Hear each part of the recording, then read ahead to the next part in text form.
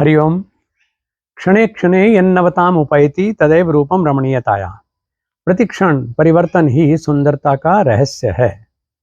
प्रकृति में हर समय परिवर्तन है, इसलिए बहुत सुंदर लगती है। बच्चों के स्वभाव में प्रतिक्षण परिवर्तन है, उनके विकास में हर समय परिवर्तन है, इसलिए वो सुंदर लगते हैं। हमारे मन में भी हर समय नए रूप आते रहते हैं, इसलिए वो हमें अच्छा लगता है और प्राय हम उसके साथ बंध जाते हैं। लेकिन योगी के लिए भगवान कृष्ण कहते हैं कि समत्वम योग उच्यते, यानी सम स्थिति तुम्हारी बनी रहनी चाहिए, इतनी लीलाओं के होते हुए भी। तो इसलिए एक योगी को प्रकृति के साथ, मन की संवेदनाओं के साथ समायोजन करना पड़ता है, जिससे कि उसकी समता बाधित ना हो। अब मौसम बदल रहा है, कुछ समय पहले आप कर रहे थे प्राणायाम, शीतली, शीतकारी, और अब जैसे मौसम बदल रहा है तो प्रकृति ने संकेत देने शुरू कर दिए हैं। नासमझी में हम क्या करते हैं कि एकदम से अब ठंड आ गई तो भस्त्रिका शुरू कर दो। नहीं, कदम कदम पर रास्ता बताया गया कि कैसे हम भस्त्रिका तक पहुंचे। जो भयंकर शीत में किया जाने वाला अभ्यास है, उस तक हम आज उसको अगर हम आज करने लगेंगे तो हमें उतना लाभ नहीं देगा। इसलिए एक प्राणायाम बताया गया जो इस समय मॉडरेट मौसम में, जिस समय हमारे ऊपर गले के विकार पैदा हो रहे हैं, खांसी, नज़ला, बुखार भी उसकी वजह से होता हुआ दिखाई दे रहा है, तो इसमें हम जो शरीर में ऊष्मा पैदा करने वाले प्राणायाम हैं, सर्दी से एकोमोडेट करने वाले प्राणायाम हैं, उनको करने की शुरुआत करते हैं। इसमें एक प्राणायाम है जिसको हम कहते हैं सूर्यांग प्राणायाम। जैसे मैंने आपको गर्मी के मौसम में, गर्मी आते आते पर चंद्रांग प्राणायाम बताया था, ऐसे ही अब समय आ गया है सूर्यांग प्राणायाम करने का। सूर्यांग प्राणायाम हमारे सामने जो मौसम से संबंधित ठंड के शुरू होने पर जो जो दिक्कतें आ सकती हैं, उनसे हमें रूबरू करा देता है कि ये दिक्कतें तुम्हारे सामने नहीं आएंगी। कुछ दिन सूर्यांग प्राणायाम करना, उसके बाद जब दीपावली आकर के चली जाएगी तो सूर्य बेधी प्राणायाम करना। जब सूर्य बेधी प्राणायाम का अच्छा अभ्यास हो जाए तो फिर असली सर्दी आ जाएगी, जनवरी वाली ठंड, तो उस समय फिर भस्त्रिका प्राणायाम करना। तो ऐसे फिर वापस भी इसी तरह से होना चाहिए कि जब बसंत ऋतु आ गई तो कुछ और प्राणायाम आ जाएगा, उसके बाद जब हमारा बैसाखी आ जाएगी तब थोड़ा सा और मॉडरेट हो जाएगा और फिर गर्मी आ जाएगी। तो यानी जैसे हम कपड़े बदलते रहते हैं, सर्दी के हिसाब से सर्दी के कपड़े पहन लिए, गर्मी के हिसाब से गर्मी के पहन लिए, बरसात के हिसाब से हम बरसाती भी पहन लेते हैं। ऐसे ही हमें प्रकृति, क्योंकि हमारी माँ है, तो उसके साथ संतुलन करना है और उससे हमें जीवन पाना है। तो सूर्यांग प्राणायाम कैसे करना चाहिए, आपको ये मालूम होना चाहिए कि हमारे, क्योंकि यत ब्रह्मांडे तत्पिंडे, जो जो कुछ ब्रह्मांड में है वो सब कुछ हमारे शरीर में भी है। और जब हमारे शरीर में सब कुछ है तो फिर हमारे शरीर में सूर्य भी है और चंद्रमा भी है। और योग में इन्हें नाड़ियों का नाम दे दिया जाता है, यानी एक हमारे शरीर में सूर्य नाड़ी है तो दूसरी ओर चंद्र नाड़ी है। और इनमें भी समता लाने के लिए, क्योंकि दोनों नाड़ियों के अलग अलग प्रभाव हैं, तो समत्व बनाए रखने के लिए फिर ध्यान है जो सुषुम्ना नाड़ी में होता है। सूर्यांग प्राणायाम में हमें सूर्य नाड़ी को चेतन करना होता है, जो अभी तक नहीं थी। मौसम के परिवर्तन के हिसाब से, और मैंने कहा कि परिवर्तन नियम है प्रकृति का, तो जब परिवर्तन का दौर चलता है तो कृष्ण पक्ष और शुक्ल पक्ष, यानी इन दोनों में भी स्वर बदल जाते हैं हमारे अपने आप, प्रकृति के हिस्से ही है ना हम भी। तो जब कृष्ण पक्ष होता है तो स्वर का वेग कुछ और तरह का होता है, स्वर का क्रम भी कुछ और तरह का होता है। ये जो स्वर विज्ञान है योग का, उसमें आप लोग समझ सकते हैं। और जब दूसरा पक्ष आता है शुक्ल पक्ष, तो फिर उस समय हमारे जो स्वरों की गति है वो परिवर्तन अपने आप उसमें हो जाता है। फिर उसके साथ हमारे जो उनके प्रभाव हैं दिन प्रतिदिन के जीवन पर, हमारे स्वभाव पर, उनका अध्ययन हम करते हैं और फिर ये तय कर लेते हैं कि किस स्वर में कौन सा काम करना चाहिए। मैं आज उस बारे में आपको नहीं बताऊंगा, क्योंकि आज का विषय सर्दी की शुरुआत से संबंधित है। इसमें हम कर रहे हैं सूर्यांग प्राणायाम। बस इतना ध्यान रखना कि ये कहा है ना कि तस्मिन् सति तत्सति श्वास प्रश्वासयोर गति विच्छेद प्राणायाम है। यानी आसन जब तक हमारा सिद्ध नहीं होता है, आसन में हम लंबे समय तक नहीं बैठ सकते हैं, तब तक ये सांसायाम रहेगा, प्राणायाम का फायदा नहीं मिलेगा। तो आसन का अभ्यास तो हमारा टिक रहने वाला अच्छा होना ही चाहिए। जैसे मैं पद्मासन में बैठा हूँ, तो आप इस तरह से पद्मासन में बैठ सकते हैं, नहीं है तो सिद्धासन में बैठ सकते हैं, साधारण चौकड़ी मार के बैठ सकते हैं। यानी कुछ देर टिकने का अभ्यास तो होना ही चाहिए। ऐसा नहीं है कि प्राणायाम करने में हम बीच बीच में अपने आसन बदलते रहें तो काम नहीं चलेगा।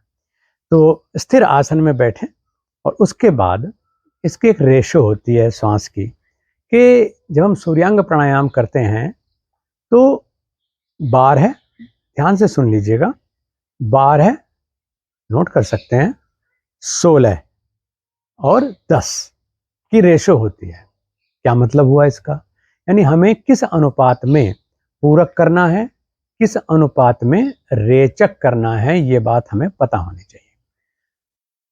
सूर्यांग प्राणायाम में कोई बंध लगाने की आवश्यकता नहीं होती, बहुत सरल प्राणायाम है, लेकिन जटिल इसलिए है कि इसमें रेशो का प्राय लोग ध्यान नहीं रख पाते हैं। सूर्य स्वर हमारा दाहिना स्वर है, चंद्र स्वर हमारा बायां स्वर है, तो इसका हमें ध्यान रखना है। सूर्य को जब जागृत करना है तो सूर्य स्वर में ही प्राण का प्रवाह हमको करना चाहिए, प्राण का वेग उसमें देना चाहिए। तो हम सूर्य स्वर से ही शुरू करेंगे, और इसको जब तक आपने नाड़ी शोधन प्राणायाम सीखा था या अन्य सीखे थे उसके साथ मत जोड़िएगा, क्योंकि हमारी सबसे बड़ी कमजोरी क्या होती है कि हम अपने पूर्व अनुभवों के साथ नए ज्ञान को जोड़ने का स्वभाव बना लेते हैं कि अच्छा उसमें तो ऐसा बताया था, आप उसके बारे में सोचोगे तो ये छूट जाएगा आपसे। तो इसलिए वर्तमान को केवल सुनिए और समझिए। आसन में स्थित होकर के बैठे, सूर्य स्वर को जागृत करना है, इसमें हमेशा पूरक सूर्य स्वर से ही होगा। चंद्र स्वर दिन में जब जरूरत होती है प्रकृति चला देती है, वो एक निश्चित समय के बाद स्वर बदलते रहते हैं, उसमें इससे कोई फर्क पड़ने वाला नहीं है। तो इस स्थिति में बैठना, आराम से बैठे हैं जैसे मैं पद्मासन में बैठा हुआ हूँ। आपको ज्ञान मुद्रा में बैठ जाएं, बड़ी अच्छी बात है, नहीं तो सुखपूर्वक ब्रह्मांजलि मुद्रा में ऐसे करके बैठ जाएं तो भी ठीक है। इस तरह बैठे हुए, कमर सीधी करके बैठे हुए, और इसमें मुख्य चीज़ है कि इसमें बंधों का प्रयोग नहीं करते हैं। हमें करना क्या है कि जब हम पूरक करेंगे तो इतना गति के साथ, यानी इतनी उसकी स्पीड ऐसी होनी चाहिए कि आपको पूरक करने में 12 की गिनती गिन सको। यानी 12 की गिनती गिनने तक का समय श्वास भरने में लगाइए। जब आप दाहिने स्वर से पूरक कर लें तो फिर दोनों स्वर को बंद कर लेंगे, ऐसे क्लिप लगा करके, ठीक है ना। यानी अंगुष्ठ और अनामिका इनका क्लिप कर लेंगे, ऐसे रुकेंगे, और फिर 16 गिनने तक इस स्थिति में रुकना है। यानी कुंभक 16 गिनने तक होना चाहिए। 16 गिनने तक कुंभक होने के बाद फिर उसके बाद हम बायां स्वर खोल देंगे, यानी अंगूठ जो यहाँ पर अनामिका लगी हुई थी इसको हटा देंगे, और 10 गिनने तक का समय हमको श्वास छोड़ने में लगाना है। आंखें बंद इस स्थिति में रहनी चाहिए, और जितनी देर हम ये काम करेंगे उतनी देर मन क्या करेगा, ये इसमें खास होता है। क्योंकि योग में चित्तवृत्ति निरोध है ना, योग तो मन की वृत्तियों का, मन के नियंत्रण का ही सारा खेल है। तो हम अभाव में भी भाव की कल्पना करके आनंद ले सकते हैं। ऐसे ही हम मन से जैसा चिंतन करते हैं फिर वैसा हम बनते हैं। सूर्य से अपने आप को चार्ज करना है, और सूर्य नाड़ी में हम प्राण का प्रवाह कर रहे हैं, तो फिर सूर्य मंडल का ही हमें ध्यान करना चाहिए। खास तौर से जितनी देर तक कुंभक रहेगा, यानी 16 गिनने वाला समय, उसमें आप पूरी तरह से सूर्यमंडल का ध्यान करेंगे। सूर्यमंडल समझते हैं, यानी ग्लोइंग सन, राइजिंग सन नहीं कह रहा हूं, ग्लोइंग सन, आपके ऊपर दैदीप्यमान सूर्य, उसको आप, उससे आप अपने आप को आच्छादित अनुभव करें। और अपने आप को, सच्ची तो बात यह है कि सूर्य का भाग ही समझ लें। अग्नि में जब काला लोहा भी बढ़ जाता है, काला कोयला पड़ जाता है, तो भी अग्नि बन जाता है। तो ऐसे ही जब हम सूर्यमंडल का ध्यान करेंगे तो हम उस समय सूर्य ही होंगे, इसमें कोई संशय नहीं है। तो इसलिए अब देखें कि किस तरह से करना है। आंखें बंद कर ली जाएं, अनामिका से इस स्वर को बंद कर लिया जाए और खुले स्वर से, यानी दाहिने स्वर से, यानी सूर्य स्वर से पूरक करना।